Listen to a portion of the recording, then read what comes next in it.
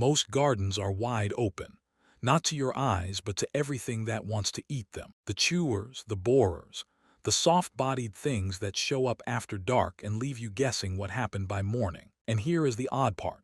Most people fight this with sprays, powders, traps, and a steady drip of money, and still lose ground season after season. There is a quieter way, and it has been sitting in plain sight the whole time.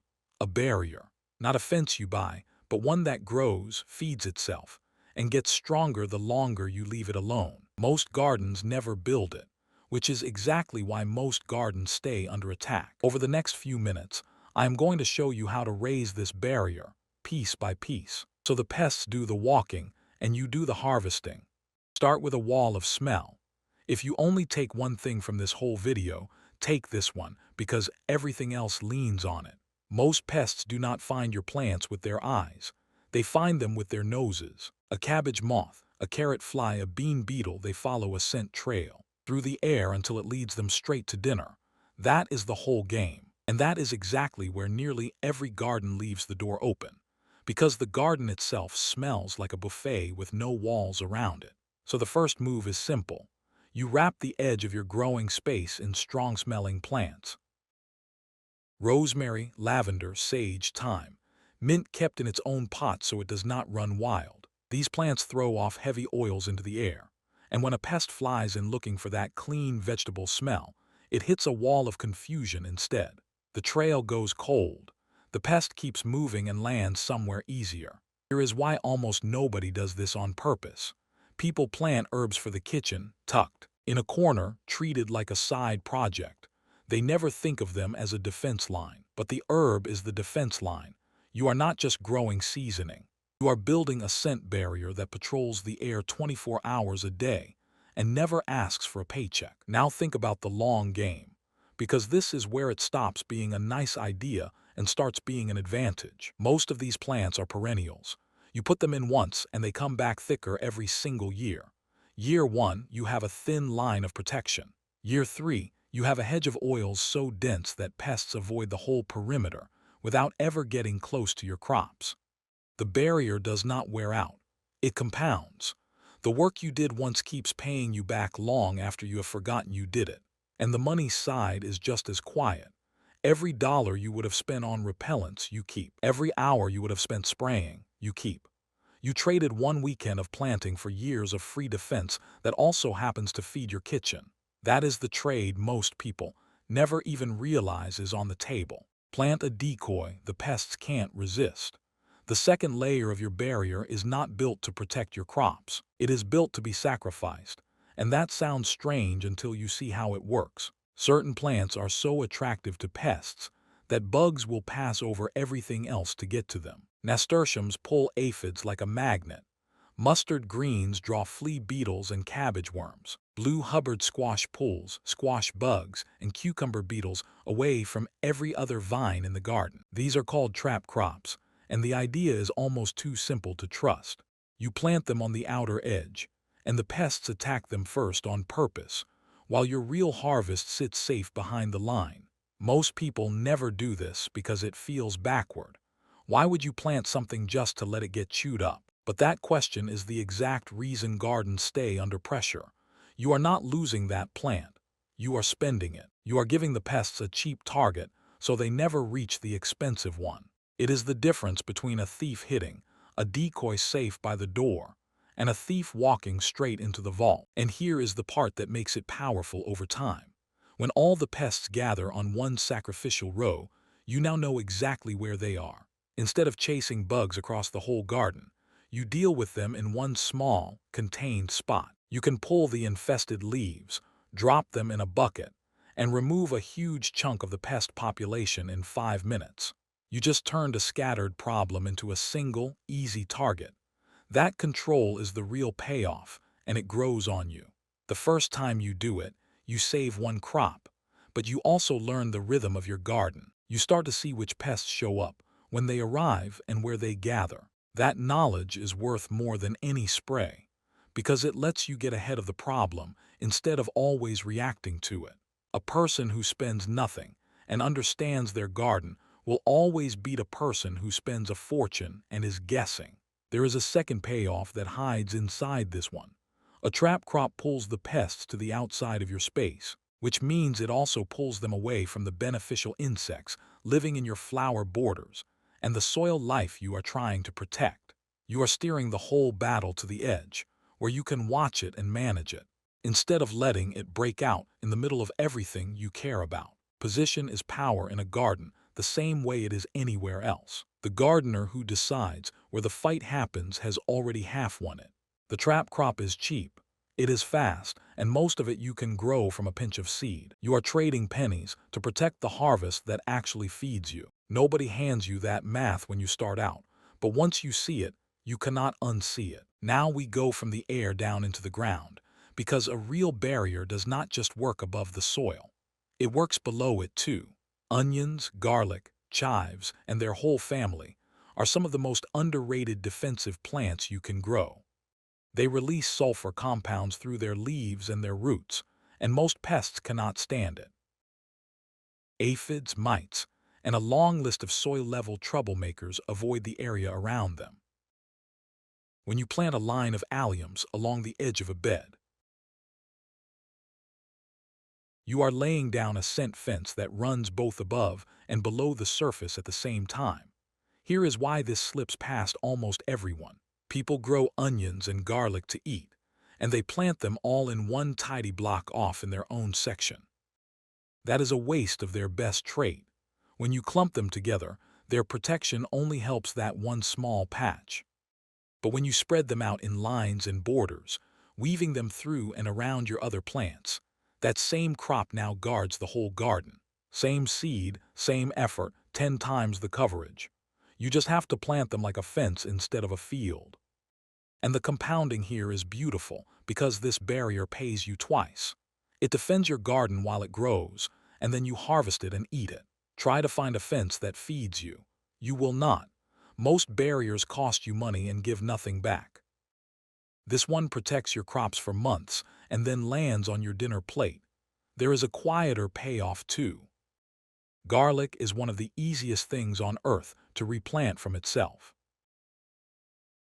You save a few of your best bulbs, break them into cloves, push them back into the soil, and you have next year's barrier for free. You never buy it again.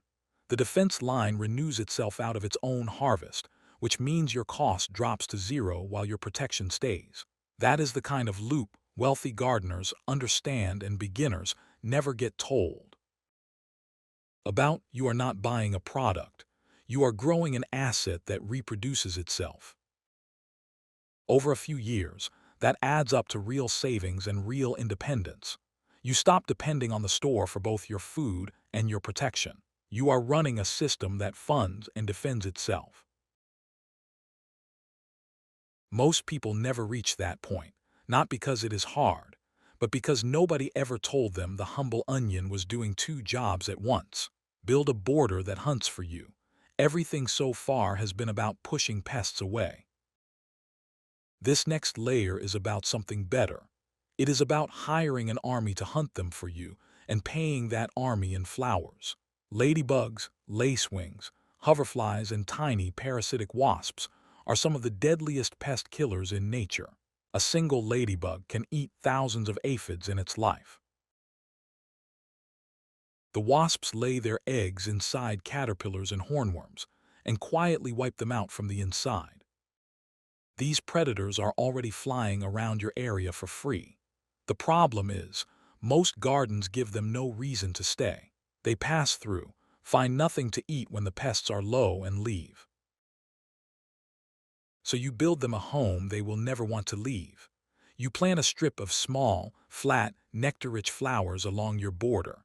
Alyssum, dill, fennel, yarrow, cilantro left to bloom.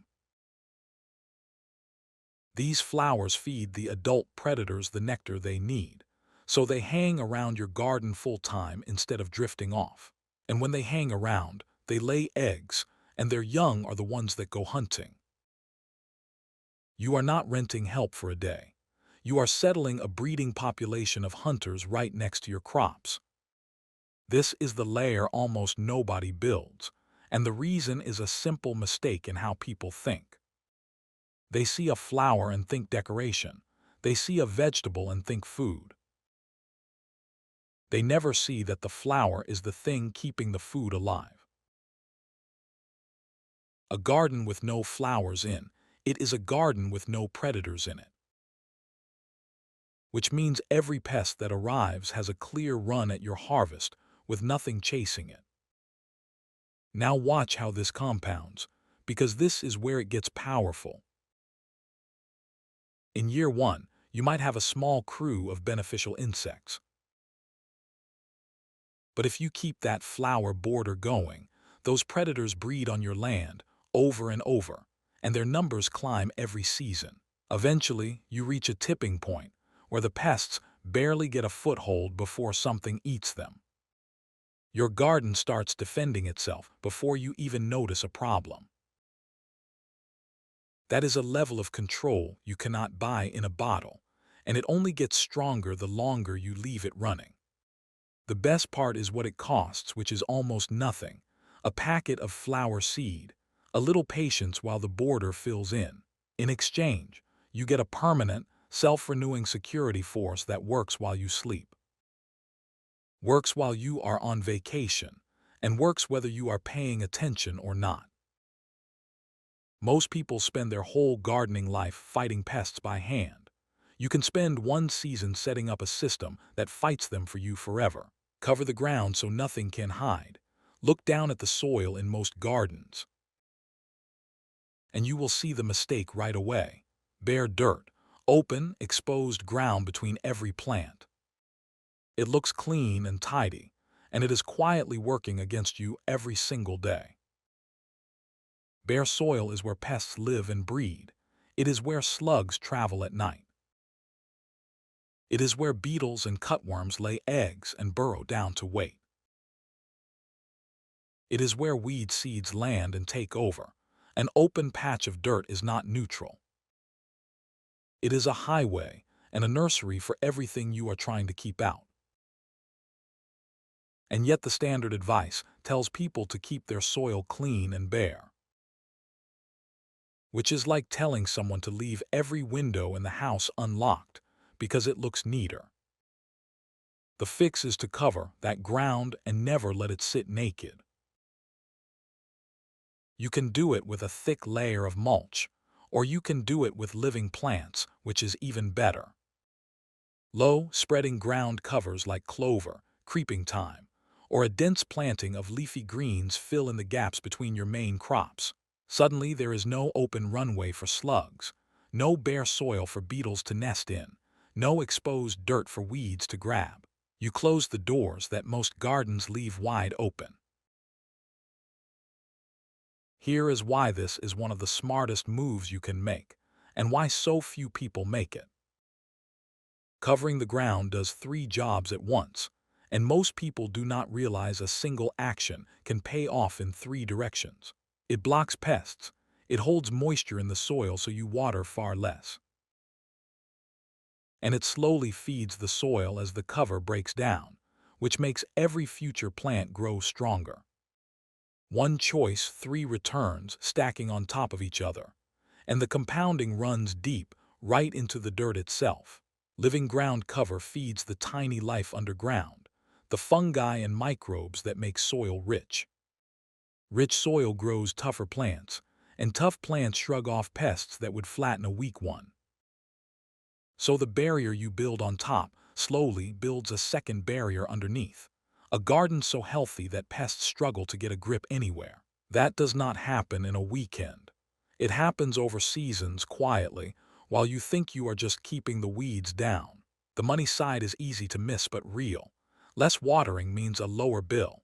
Fewer weeds means fewer hours on your knees pulling them. Healthier soil means you buy less fertilizer.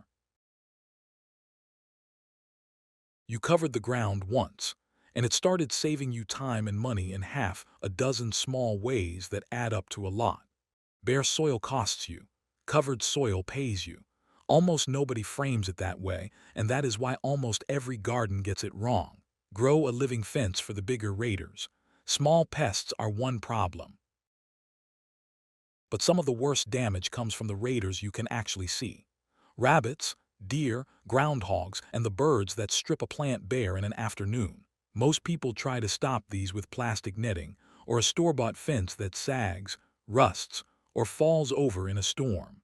There is a better wall, and it is alive. A living hedge, a thick border of dense shrubs or tall woody plants along your garden's edge, does the work of a fence and a whole lot more. Planted close and allowed to fill in, it becomes a physical wall that larger animals do not want to push through. But unlike a fence, it does not just sit there being a fence.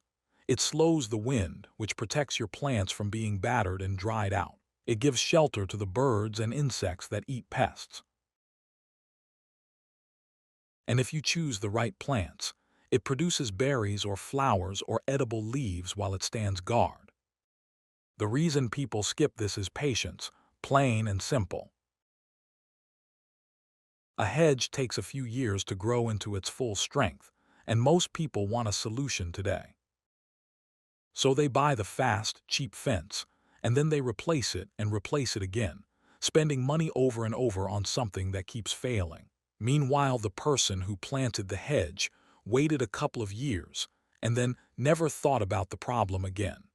Slow and permanent beats fast and temporary almost every time, but only the patient ever find that out. Now think about what a living wall is worth after 10 years. A metal fence after 10 years is older, weaker, and closer to the scrap heap. A hedge after 10 years is taller, thicker, and stronger than the day you planted it. One is a cost that decays. The other is an asset that grows. You are not spending money on a barrier that dies a little more each year. You are growing a barrier that becomes more valuable the longer it stands. That is the whole difference between how most people spend and how smart people invest, played out right there in your yard. There is a layered defense hiding in this too, and it is easy to miss. A hedge is not one barrier. It is a stack of them working together. The dense branches stop the big animals. The height and thickness slow the wind that carries small flying pests into your beds. The shelter it offers becomes a home for the very birds and predators that hunt the pests down. So a single planting quietly does the work of 3 or 4 of the other. Layers we have talked about all at once, in one strip of ground along your edge. You planted a wall and got an entire defense system for the price of one. And there is a bonus most people never count. A mature hedge can lift the value and beauty of your entire property. It gives privacy. It muffles road noise. It shelters wildlife. You set out to keep rabbits away from your lettuce, and you ended up with a wall that makes your whole home better. That is what happens when you choose the living option over the disposable one. The returns show up in places you were not even looking. Lay down a line they won't crawl across. Some pests do not fly and do not run. They crawl. Slugs and snails come out when the light fades and quietly eat holes through your best leaves while you are asleep. And by morning the damage is done and the culprit is long gone. Most people never even catch them in the act. They just see the ruin and blame bad luck. The barrier for these crawlers is one of the cheapest defenses in the whole garden, and it comes out of your kitchen trash. Slugs and snails have soft bodies, and they will not cross a line of sharp, dry, gritty material. So you lay that line down around your beds. Crushed eggshells, which you were going to throw away anyway. Crushed oyster shells, coarse sand or fine gravel. A ring of that rough texture around a plant is like a mote of broken glass to a slug. It reaches the edge, feels the sharpness, and turns back. The reason this gets overlooked is that it feels too small and too simple to matter. People assume a real solution has to come in a bottle with a label and a price. But the humble line of crushed shell does something the bottle cannot. It never washes away its power the way a chemical does, and you can refresh it for free forever. You are not buying a product. You are repurposing waste into a permanent tool. Look at the long-term math because it is almost funny. A bag of slug pellets costs money, runs out, and has to be bought again and again. And many of those products are risky around pets and the very creatures you want to protect. Meanwhile, every egg you crack for breakfast gives you more barrier material for nothing. Your defense supply refills itself out of your normal daily life, without a single trip to the store. The more you cook, the stronger your garden gets. Show me another pest control method that grows out of making breakfast. And there is a hidden gift underneath it. Crushed shell slowly breaks down and adds calcium to your soil. And calcium is exactly what many plants need to build strong cell walls and resist disease. So the barrier that stops the slugs is also feeding your plants at the same time, quietly, over months and years. You laid down a wall and accidentally built a slow-release plant vitamin. One simple habit, working on 2 levels, costing you nothing. This is the sort of quiet advantage that separates a garden that struggles from a garden that just keeps getting better. We have built walls of smell, decoys, hunting borders, and lines the crawlers cannot cross. But there is a whole battlefield you cannot see, and most gardeners never even know it exists. It is underground, and the enemy there is the root knot nematode, a microscopic worm that attacks the roots of your plants and slowly chokes their ability to feed. A plant under attack below ground looks weak and sickly above ground, and the gardener stands there confused, treating the leaves, when the real fight is happening at the roots. Here is the natural barrier that goes to war in the soil for you. Certain plants release compounds from their roots that poison or repel these underground pests. Marigolds are the famous one, and not just any marigold, but the French and African types planted thickly and grown for a full season. Their roots pump out substances that drive nematode numbers down in the very ground they grow in. Mustard is another quiet weapon. When you chop it up and turn it into the soil, it releases natural compounds that clean the ground of many hidden pests. The reason nobody does this is the reason so much of good gardening gets missed. You cannot see the problem, so you do not treat it. Nematodes leave no bug on the leaf to swat, no trail to follow. The damage shows up as a vague weakness, and most people just assume the plant was a dud or the soil was tired. They never learn that a nearly invisible worm was draining their harvest the whole time, and that a simple flower could have shut it down. Now here is where it becomes a long-term power move. When you plant these root guardians in a spot, they do not just protect that season. They lower the pest load in that soil for the seasons that follow. You are not fixing today's problem. You are cleaning the ground for every plant that will ever grow thereafter. Do this in a rotation, moving your marigolds and mustard around the garden over the years, and you slowly scrub your entire plot free of underground trouble. The soil gets cleaner and cleaner, while everyone else's slowly gets more infested. That is the compounding almost no one ever taps into, because it happens out of sight and it takes patience. But think about what you are really building. A garden where the soil itself fights on your side, where roots grow deep and clean, where your plants pull up food without a hidden worm stealing half of it.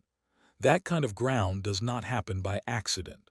It happens because one gardener understood that the real barrier sometimes has to be planted below the surface, where nobody thinks to look.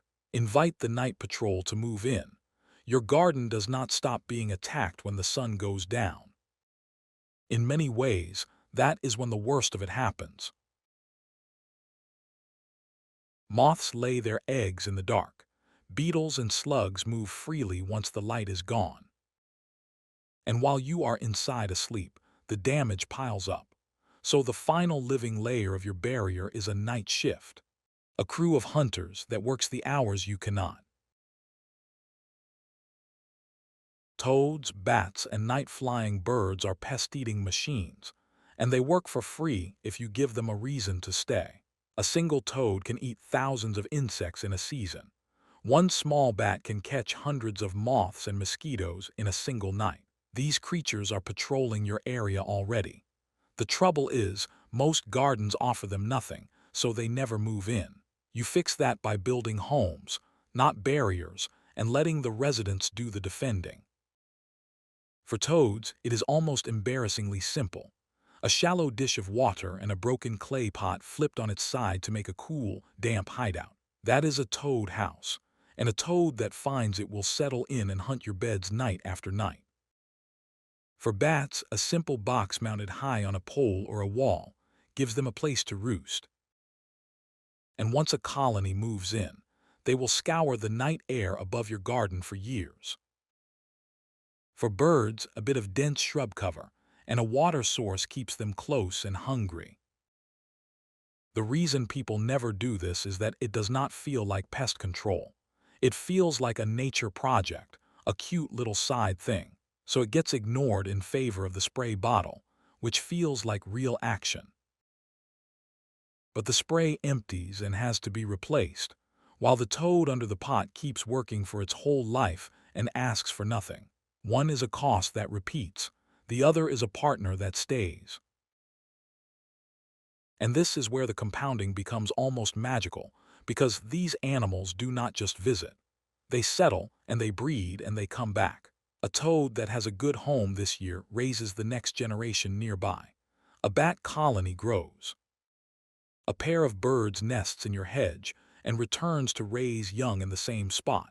You are not solving a problem for one season. You are building a permanent population of hunters that grows on its own and defends your garden long after you set it up. Very few gardeners ever reach this level, not because it is hard, but because they never think to invite the wild to work for them. Once you do, the night stops being the enemy's time. It becomes yours. Let the barrier recede and spread itself. Here is the last and maybe the most important idea. The one that ties everything together and separates a barrier that fades from a barrier that lasts a lifetime. When you choose the plants for every layer we have talked about, you can choose the kind that dies at the end of the season and must be bought and planted again. Or you can choose the kind that comes back on its own, thickens and spreads. Most people never think about this choice at all, but this one decision changes everything about your future. Perennial herbs return every year without you lifting a finger. Self-seeding flowers drop their own seed and fill in the gaps before you even reach for a packet. Alliums multiply underground and can be split and spread. Ground covers creep outward and close new ground each season. When you build your barrier out of these self-renewing plants, you are not building a wall that you have to rebuild. You are building a wall that builds itself, wider and stronger, every year you leave it alone. The reason so few gardens work this way is that the whole industry is set up to sell you the opposite. It wants you buying new seed, new plants, new products on repeat forever. There is real money in a gardener who starts over from scratch again and again. But there is real freedom in a gardener who plants once and watches the garden expand its own defenses for free. Nobody selling you anything is going to point you toward the option that ends your need to buy from them. You have to see it for yourself. Now stretch this out over 10 years and feel the difference. The gardener who buys and replants every season has spent a decade of money and a decade of effort.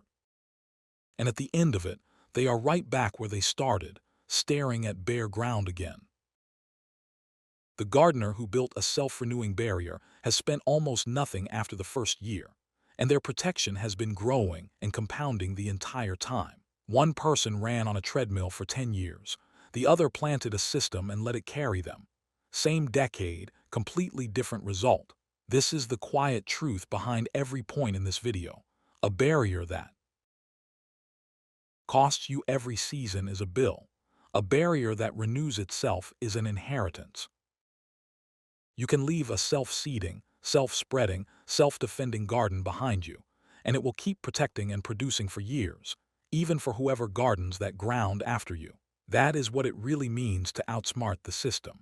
You stop paying to solve the same problem over and over, and you build something once that keeps solving it for free, long into a future you have not even reached yet. So here is where I leave it with you. You do not need all 10 of these. You do not need to tear up your garden this weekend and start over.